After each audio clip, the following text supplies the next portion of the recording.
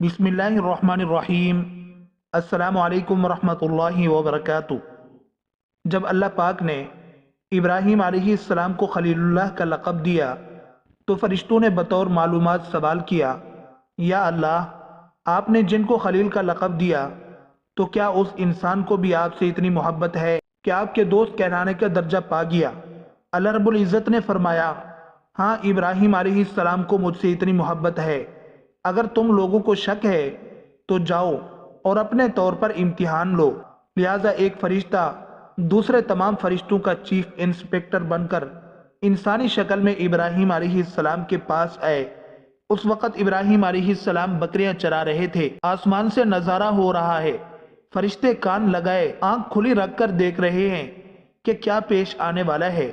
اللہ رب العزت بھی دیکھ رہا ہے۔ ابراہیم علیہ السلام ایک طرف بکریاں چرا رہے ہیں، اتنے میں ایک آواز آئی، سبحان ذی الملک والملکوت، سبحان ذی العزت والعظمت والہیبت والقدرت والکبریاء والجبروت، سبحان الملک الحی الذی لا ینام ولا یموت، سبوح قدوس ربنا ورب الملائکۃ والروح، اللہم اجرنا من النار یا مجیر یا مجید۔ ابراہیم علیہ السلام نے آواز سنی تو چاروں طرف دیکھا۔ آواز میں مٹھاس اتنی تھی کہ پہلے کبھی نہ سنی تھی نہ محسوس کی تھی۔ سننے میں بس ایک سرور آ گیا۔ نظریں گھما کر دیکھا، قریب ہی ایک آدمی بیٹھا تھا۔ ابراہیم علیہ السلام نے فرمایا، سبحان اللہ، یہی کلمات ذرا دوبارہ سنا دیں۔ آدمی نے کہا، میں سنا تو دوں گا، لیکن مجھے کیا دو گے؟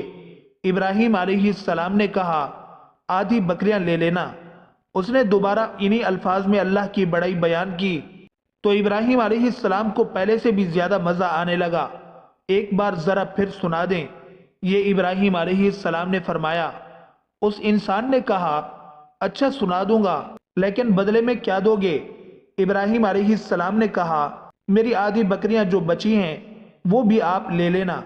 اس انسان نے پھر وہی کلمات ادا کیے۔ اب کی بار تو مزہ ہی دوبالا ہو گیا۔ جب ابراہیم علیہ السلام نے یہ الفاظ سنے تو فرمایا، اللہ کے بندے، بڑی مہربانی ہوگی اگر یہ کلمات دوبارہ سنائے اسی طرح میٹھی آواز میں۔ اب رہا نہیں جاتا۔ اس بندے نے کہا، اب تو بکریاں بھی نہیں ہیں، مجھے کیا دو گے؟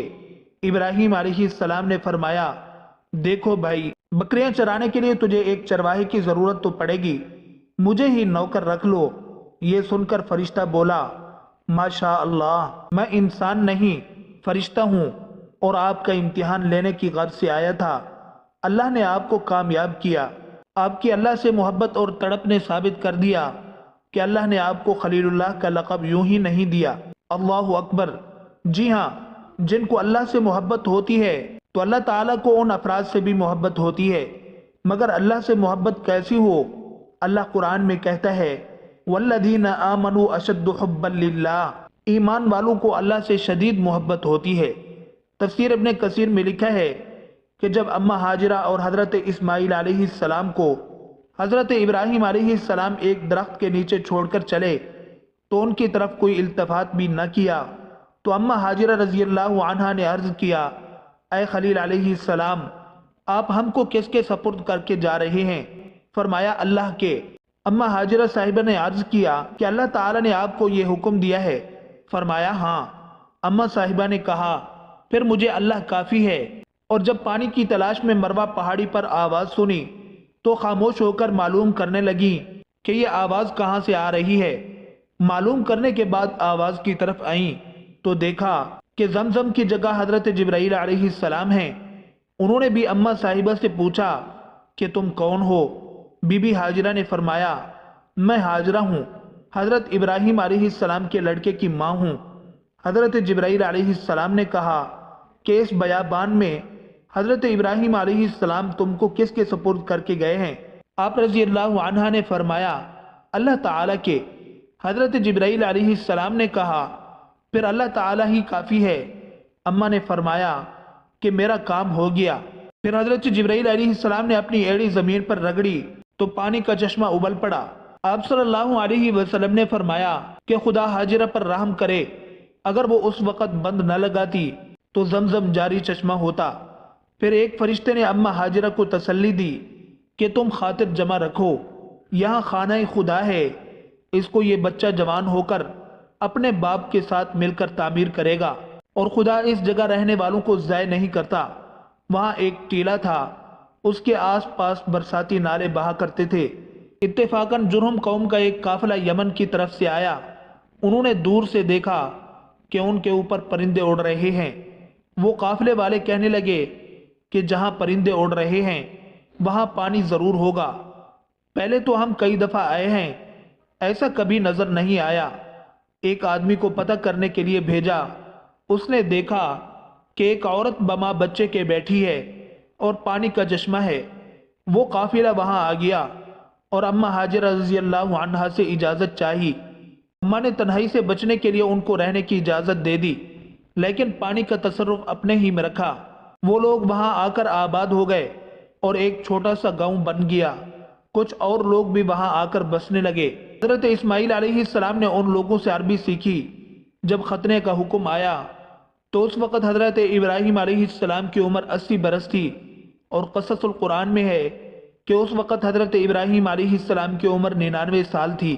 آپ علیہ السلام نے اسی روز اپنا اور اپنے تمام نوکروں اور غلاموں کا ختنہ کیا۔ آپ نے خدا کے حکم کی تعمیل میں اس قدر جلدی کی کہ گھر میں ایک شیشہ تھا، اسی کے ساتھ اپنا ختنہ کیا۔ جب سخت تکلیف ہوئی تو جناب الہی میں دعا کی، حکم ہوا کہ تم نے جلدی کی، ابھی تک تم کو طریقہ نہ بتلایا تھا، ہم نے خود اپنے آپ کو ہلاکت میں ڈالا۔ عرض کیا، الہی میں نے تیرے حکم میں توقف کرنا جائز نہ سمجھا۔ اور بیہقی میں ہے کہ حضرت اسحاق علیہ السلام کا ختنہ 7ویں روز کیا تھا اور حضرت اسماعیل علیہ السلام کا 13 برس کی عمر میں کیا تھا، اور ہمارے پیارے نبی حضرت محمد صلی اللہ علیہ وسلم نے حسنین رضی اللہ تعالی عنہما کا ختنہ بھی 7ویں روز کیا تھا۔ حضرت ابراہیم علیہ السلام نے ختنے کا طریقہ جاری کیا ہے۔ اس سے پہلے پیغمبر ختنہ شدہ پیدا ہوتے تھے۔ ہمارے پیغمبر خاتم النبیین صلی اللہ علیہ وسلم ختنہ شدہ ناک بریدہ پیدا ہوئے تھے، اور سفید بالوں والے بھی سب سے پہلے حضرت ابراہیم علیہ السلام تھے۔ سفید بال دیکھ کر حضرت ابراہیم علیہ السلام نے عرض کیا کہ الہی بالوں کو یہ کیا ہوا؟ اللہ تعالی نے فرمایا یہ وقار ہے۔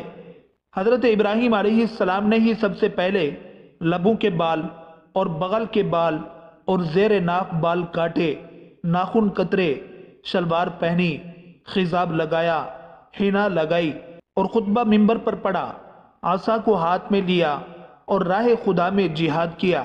حضرت لوط علیہ السلام کو رومیوں نے قید کر لیا تھا۔ حضرت ابراہیم علیہ السلام نے رومیوں سے جہاد کر کے حضرت لوط علیہ السلام کو چھڑایا، اور آپ علیہ السلام بڑے مہمان نواز تھے۔ اپنے مکان کے 4 دروازے بنوائے تاکہ چاروں طرف سے مہمان آئیں۔ جب مہمان نہ ملتے تو اپنے مکان کے چاروں طرف سے ایک ایک کوس تک مہمانوں کو تلاش کرتے۔